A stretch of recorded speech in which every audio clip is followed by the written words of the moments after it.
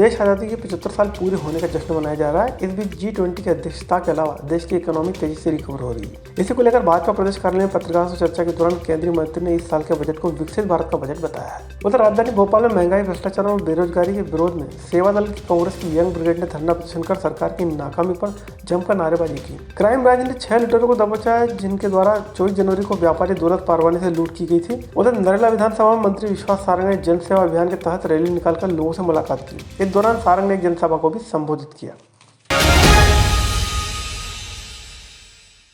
राजधानी भोपाल में महंगाई और बेरोजगारी के खिलाफ कांग्रेस सेवा दल की यंग ब्रिगेड ने हल्ला बोला है। विरोध कर रहे कार्यकर्ताओं की माने तो बढ़ती महंगाई और बेरोजगारी के विरोध के चलते राजधानी में प्रदर्शन किया जा रहा है। सेवा दल का आरोप है कि प्रदेश में इस दौरान भ्रष्टाचार भी चरम पर है, लिहाजा पूरे प्रदेश में 7 दिन तक इसी तरह से यंग सेवा दल ब्रिगेड प्रदर्शन करेगी। श्री लालजी देसाई जी की सहमति से पूरे मध्य प्रदेश 7 दिवसीय महंगाई पर हल्ला बोल का कार्यक्रम पूरे मध्य प्रदेश में मध्य प्रदेश कांग्रेस सेवा दल यंग ब्रिगेड के कार्यकर्ताओं के द्वारा किया जा रहा है। भ्रष्टाचार, महंगाई इतनी बढ़ गई है, जनता त्राहिमाम कर रही है और लोग जीने की बजाय मरने को तैयार है। इतनी महंगाई हो गई है।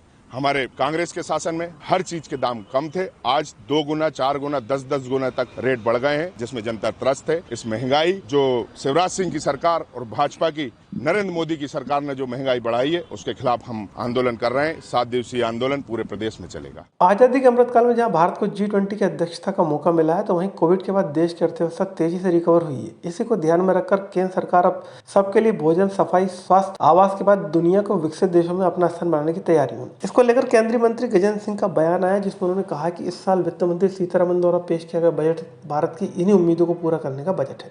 क्योंकि इस कालखंड में ही भारत को संयुक्त राष्ट्र संघ में जो सुरक्षा समिति है उसकी सदस्यता अस्थायी रूप से मिली है। मित्रों, ऐसे महत्वपूर्ण समय में जब दुनिया की सारी अर्थव्यवस्थाएं कोविड की आपदा के बाद चुनौती से गुजर रही थी, चुनौती के काल से गुजर रही थी और सभी देशों की या मैं कहूं कि सभी बड़ी अर्थव्यवस्थाओं को अपनी रफ्तार को बनाए रखना अपने आप में एक चुनौती बनी है। उस समय में भारत का दुनिया की सबसे तेजी से बढ़ती हुई अर्थव्यवस्था के रूप में वापस स्थापित होना और साथ साथ में बड़ी अर्थव्यवस्थाओं में सबसे तेजी से रिकवर करने वाली अर्थव्यवस्था बनना निश्चित रूप से हम सब के लिए सौभाग्य और सम्मान का विषय है। उधर नरेला विधानसभा में जन सेवा अभियान के तहत रैली निकाली गई, जिसमें मंत्री विश्वास सारंग मौजूद रहे। इस दौरान भाजपा कार्यकर्ताओं ने घर घर पहुंचकर मतदाताओं का फीडबैक लिया, साथ ही उन्हें सरकार की नीतियों से रूबरू कराया। इस दौरान विश्वास ने एक जनसभा को भी संबोधित किया, जिसमें उन्होंने नरेला में उनके द्वारा बनाए गए पुल पुलियों के अलावा विकास करने कामों के बारे में जानकारी दी। हमने फ्लाईओवर की श्रृंखला शुरू की और बहुत प्रसन्नता की बात है, हमने 5-5 फ्लाईओवर तो बनवा ही दिए। अब खेड़ापति हनुमान जी महाराज के आंगन से एक फ्लाईओवर चलेगा और द्वारका नगर पर उतरे। भोपाल में गैंग ने पहले एक व्यापारी से 6 लाख रुपए लूटे, फिर उन रुपयों से अय्याशी में खर्च किए। उनके द्वारा लूट की रकम का ज्यादातर हिस्सा बार बालाओं पर लुटा दिया गया, बाकी रकम से गाड़ी, नए कपड़े खरीदे गए। दोस्त के बर्थडे सेलिब्रेशन भी जमकर रुपए उड़ाए गए।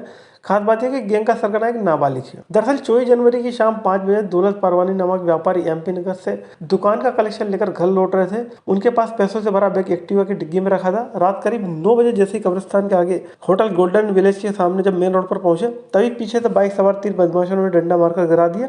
इसके बाद लुटेरे गाड़ी लेकर फरार हो गए। साइकिल, नाच गाने, खाने पर काफी बिना सोचे समझे अनाप शनाप तरीके से खर्च किए गए। अभी तक हम लोग 6 आरोपी को गिरफ्तार करने में सफलता प्राप्त हुई है और संभवतः ये पूरी गैंग हमने पकड़ लिया है। अभी और नाम सामने नहीं आया है। पूछताछ में अन्य वारदातों के बारे में जानकारी थाना बैरागढ़ द्वारा लगातार ली जा रही है।